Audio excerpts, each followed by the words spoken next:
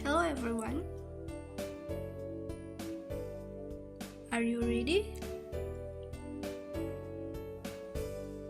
3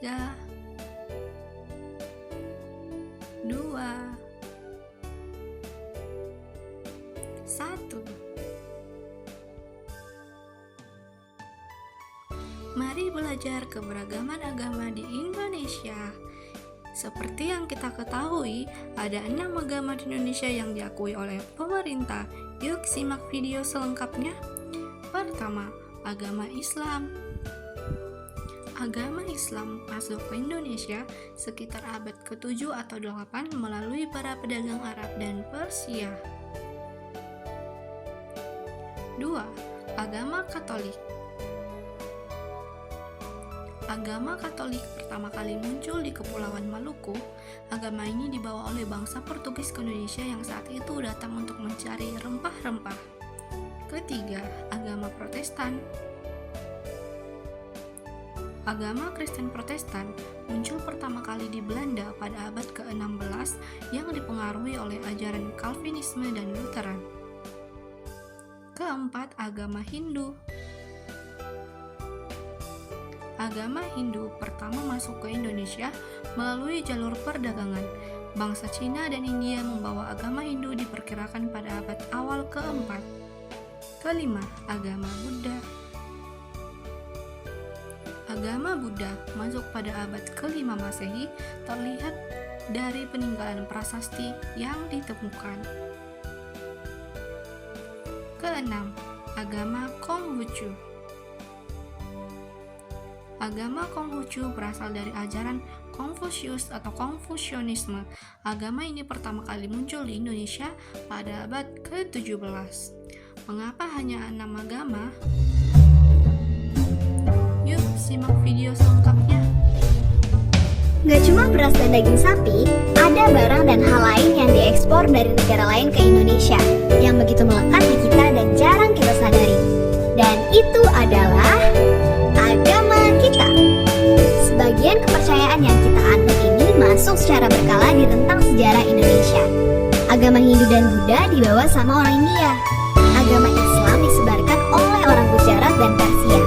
Agama Kristen Protestan dan Katolik nyusul bareng orang Portugis dan Belanda. Dan orang Tiongkok pun ikut membawa Konghucu ke Nusantara. Tapi kalau dipikir, di sejarah panjang Indonesia pasti ada aja agama lain yang datang maupun tumbuh sendiri. Lalu, kemana perginya agama-agama itu?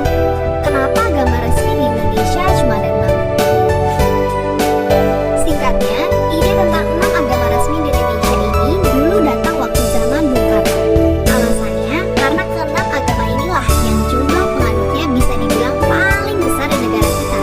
Padahal sebenarnya sejak dulu kepercayaan itu macam-macam sampai akhirnya sekarang ada 187 agama lokal di Indonesia. Sungguh sangat banyak. Bedanya, mereka lebih terbentuk kelompok-kelompok kecil dan di sisi lain juga ditekan sama keadaan politik yang hasilnya penganutnya juga sebanyak 6 agama resmi yang ada sekarang. Tapi kalau begitu, sekarang gimana nasib 12 juta orang penganut agama-agama lokal tadi? Singkatnya, sejarah mereka itu kelam. Bayangin gini, ada satu masa di negeri kita waktu orang-orang dengan kepercayaan yang berbeda dipaksa untuk memilih agama resmi yang ada. Meski agama mereka nggak ada pilihan, mau nggak mau mereka harus memilih. Karena kalau enggak, mereka bakal dituduh ateis, bahkan komunis, yang bikin mereka susah dapat kerja dan dikucilkan dari masyarakat. Di era ini pula, diskriminasi terjadi kepada masyarakat etnis Tionghoa yang membuat agama Konghucu sempat enggak diakui. Untungnya, sekarang keadaan udah berubah. Seenggaknya, para penganut agama lokal ini udah bisa melihat setitik harapan di balik langit yang selama ini mendung. Ya, karena sekarang pemerintah udah bisa nyantumin keterangan lain atau dalam tanda kutip agama ke-7 di kolom agama kartu identitas mereka. Tapi pengakuan kepercayaan ini belum betul-betul ngangkat agama lokal jadi setara dengan 6 agama tadi. Karena faktanya, di beberapa tempat, para penganut kepercayaan ini masih ngalamin perlakuan berbeda waktu ngurusin dokumen negara. Atau anak-anak mereka bingung waktu belajar agama di sekolah, karena pelajarannya nggak ada. atau mesti ngadepin banyak tantangan, bahkan untuk sekedar beribadah sehari-hari. Semua ini masih perlu kita perbaikin karena undang-undang dasar kita ngejamin semua orang untuk milih agama dan kepercayaan yang mereka anut, tanpa dibatasin apa agamanya. Karena itu nggak mustahil kejadian. Banyak negara nggak butuh nyantumin agama di identitas penduduk negaranya. Karena sebenarnya pun Indonesia itu satu dari hanya 8 negara dari 195 negara di dunia yang penduduknya nyantumin agama di KTP. Tapi tentu aja, bagi kita agama jadi identitas yang melekat dan gak bisa dihilangin begitu aja. Dan pencantuman agama di KTP pun nggak ngehalangin kita untuk beribadah sesuai dengan keyakinan. Karena pemerintah juga akan dukung itu semua selama tujuannya baik. Memang, aslinya kita perlu resapin lagi upacara bendera tiap Senin yang mungkin sering kita dengerin sambil bercanda sama temen. Ikutin pembina dan baca keras-keras Pancasila kita. Karena dengan begitu, kita nggak akan lupa untuk menghargai umat agama lain dan agama lokal karena mereka juga percaya pada Tuhan yang Maha Esa.